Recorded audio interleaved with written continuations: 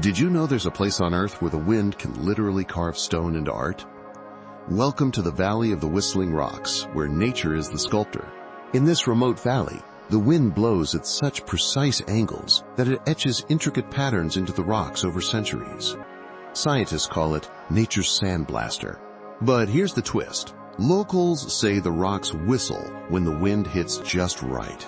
In 2025, researchers discovered it's not just folklore. The rocks actually vibrate at frequencies humans can hear. So next time you think nature's silent, remember, even rocks have a voice. Want to hear it for yourself? Drop a comment below.